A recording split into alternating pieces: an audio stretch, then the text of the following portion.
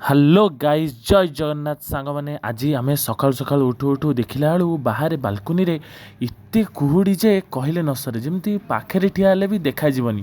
କିନ୍ତୁ ଆମେ ଏ ଶୀତ ଆଉ ଏ କୁହୁଡ଼ିକୁ ନ ମାନି ବର୍ତ୍ତମାନ ଗାଧେଇ ପାଧେଇ ରେଡ଼ି ହେଇଯାଇଛୁ ଆମ କଲେଜ ଯିବା ପାଇଁ। ଶୀତ ହେଉ କି ଖରା ହେଉ କି ବର୍ଷା ହେଉ କଲେଜ ଯିବା ପାଇଁ ତ ଆମକୁ ପଡ଼ିବ, କାରଣ ଆମ ଆଟେଣ୍ଡାନ୍ସ ଇଜ୍ ମୋର୍ ଇମ୍ପୋର୍ଟାଣ୍ଟ ଦେନ୍ ଶୀତ ଆଉ ବର୍ଷା। ତ ଆମକୁ ବର୍ତ୍ତମାନ କଲେଜ ଯିବାକୁ ପଡ଼ିବ, ତ ସେଥିପାଇଁ ଆମେ ସମସ୍ତେ ବାହାରି ଯାଇଛୁ କଲେଜ ଯିବା ପାଇଁ। ମୁଁ ସେଇଠି ଘଣ୍ଟା ପିନ୍ଧିକି ଭିଡ଼ିଓ କଲାବେଳେ ମୋ ପଛରେ ବବୁଲୁ ବୁଲୁଥିଲା। ସେ କ୍ୟାମେରା ଆଗକୁ ଆସିବାକୁ ଜମା ଭଲ ପାଇନି, ତ ମୁଁ ତାକୁ ଟାଣି ଆଣିଛି ଆଉ ଆଣିକି ଏଠି କ୍ୟାମେରା ଆଗରେ ଦେଖେଇଲି। ଆଉ ଆମେ ବହୁତ ସାରା ମଜାମସ୍ତି କଲୁ। ଆଉ ମୁଁ ବର୍ତ୍ତମାନ ଛତୁଆ ଖାଇବା ପାଇଁ ବସିଲି। ମୁଁ ଛତୁଆ ଗୋଳିକିନା ଖାଉଥିଲି ଆଉ ବବୁଲୁ ମୋର ଭିଡ଼ିଓ ବନାଉଥିଲା। ଛତୁଆ ଖାଇସାରି ଆମେ ଦି ଭାଇ ବର୍ତ୍ତମାନ ବାହାରି ପଡ଼ିଲୁ କଲେଜକୁ। କଲେଜ ଲାଇଫ୍ରେ ତୁମର ସକାଳୁ ବ୍ରେକଫାଷ୍ଟଟା ଯାହା ହେଉ କି ନ ହେଉ, ମା' ହାତର ଛତୁଆଟା ସବୁଠୁ ବେଷ୍ଟ ଲାଗେ। ଆଉ ଆମେ କଲେଜ ଗଲାବେଳକୁ କେବଳ ଆମେ ନୁହଁ, ବହୁତ ପିଲା ମଧ୍ୟ ଆମ ସାଙ୍ଗରେ କଲେଜ ଯାଉଥିଲେ। ତାପରେ ଆମେ ଗୋଟେ ସର୍ଟକଟ୍ ନେଇ କଲେଜକୁ ଯାଉଥିଲୁ। ସେଠି ଗୋଟେ NCC ବ୍ଲକ ପୁରୁଣାଟେ ବି ଥିଲା, ଆଉ ଆମେ ଗୋଟେ ଜଙ୍ଗଲ ରାସ୍ତା ଦେଇକି ଯାଉଥିଲୁ।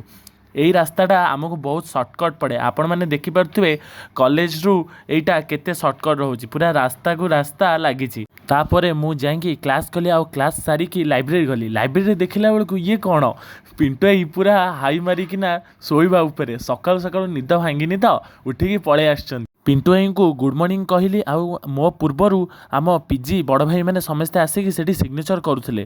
ତାପରେ ମୁଁ ସେଠି ରେଜିଷ୍ଟରରେ ମୋର ନାଁ ଆଉ ସବୁ ଡିଟେଲ୍ସ ପକେଇ ଦେଇ ମୁଁ ପଢ଼ୁଥିଲି।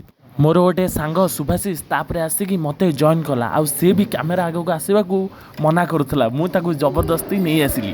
ଆଉ ତାପରେ ସେଇଠୁ ମୋ ପଛରେ ଆଉ ମୋ ଆଗରେ ବି ବହୁତ ସାରା ପିଲା ଥିଲେ। କିଛି ସମୟ ପରେ ମୁଁ ପଢ଼ି ସାରିକି ମିଲ୍ ଖାଇବା ପାଇଁ ଗଲି। ମିଲ୍ରେ ଆଜି ସାଧାରେ ଭାତ, ଡାଲି, ବେସନ ଆଳୁ ତରକାରୀ ଆଉ ଭଜା ଆଉ ସାଲାଡ଼ ଥିଲା। ମୁଁ ଖାଇସାରିକି ପୁଣି ଥରେ ଲାଇବ୍ରେରୀକୁ ପଳେଇ ଆସିଲି। ଆଉ ଏଠି ଆସିକି ପୁଣି ଥରେ ପାଠ ପଢ଼ିବା ପାଇଁ ବସିଗଲି। ମୁଁ ଲାଇବ୍ରେରୀରୁ ଫେରିଲା ବେଳକୁ ପୁଣି ଥରେ ମୋର ରଶ୍ମି ଭାଇ ଦେଖାହେଲେ। ଆଉ ତାପରେ ମୁଁ ଆସିଲା ବେଳକୁ ଦେଖିଲି ଯେ ଆର୍ଟ୍ସ ବ୍ଲକ ସାମ୍ନାରେ ଆମର ସାର୍ ଆଉ ମ୍ୟାଡ଼ମ୍ ମାନେ ସମସ୍ତେ ମିଶିକି ଫଟୋ ଉଠାଉଥିଲେ। ଆଉ ମୁଁ ତାଙ୍କର ଗୋଟେ ଛୋଟ ଭିଡ଼ିଓଟେ ଦୂରରୁ କରିକି ଫେରି ଆସିଲି। ଆଜି ପାଇଁ ଏତିକିରେ ରହିଲି। ଜୟ ମା ଶାରଳା।